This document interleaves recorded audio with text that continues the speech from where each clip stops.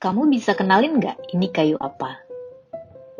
Ini kayu ajaib, lebarnya bisa 1,2 meter, tingginya bisa sampai 50 meter.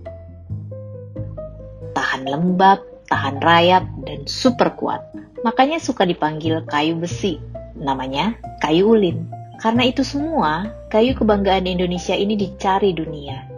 Harganya bisa mencapai 750.000 per meter kubik. Karena itu juga, ulin sering ditebang secara berlebihan. Makanya kayu jenis ini terancam punah.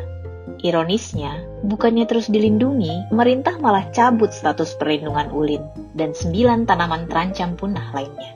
KLHK saat ini tidak melindungi kayu ulin dan 9 jenis pohon yang tadinya itu sudah dimasukkan ke dalam daftar dilindungi.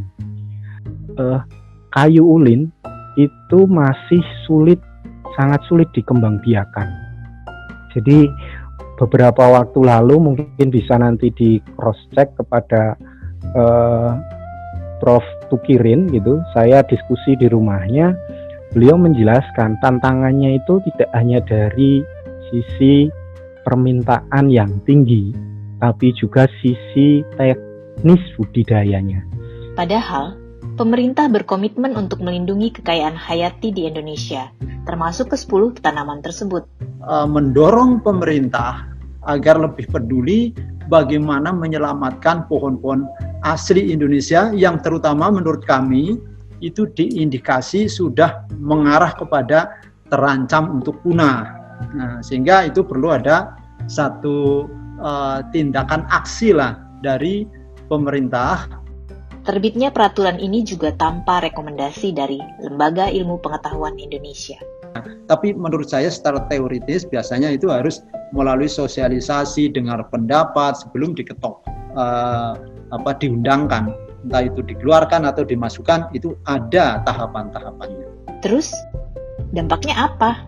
Berikut interview kami dengan Kenia Laya, reporter dari Beta Hita ID, yang mengikuti program investigasi bersama Tempo Institute dan majalah Tempo.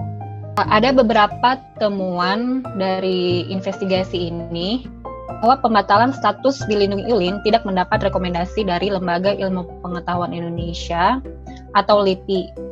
Padahal ada aturan yang mewajibkan Kementerian Lingkungan Hidup dan Kehutanan memperoleh rekomendasi terlebih dahulu atas prosedur perubahan status spesies dilindungi. Saya melakukan peliputan di Kalimantan Tengah. Dari hasil observasi saya, penebangan ulin masif terjadi di lapangan.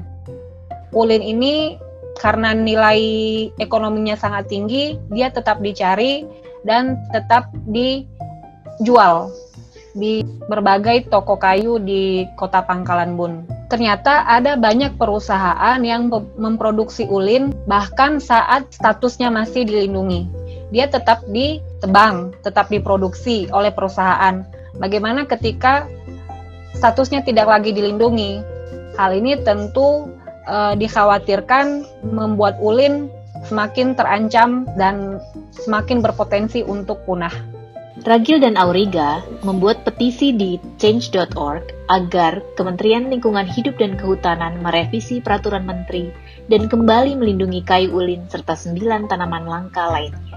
Harapannya KLHK bisa kembali mengeluarkan kebijakan untuk perlindungan jenis-jenis itu. Tidak hanya perlindungan jenisnya, namun strategi bagaimana untuk mengelola dan melestarikan jenis-jenis pohon itu. Status perlindungan apalah artinya bila tidak ada upaya perlindungan yang lebih lanjut gitu.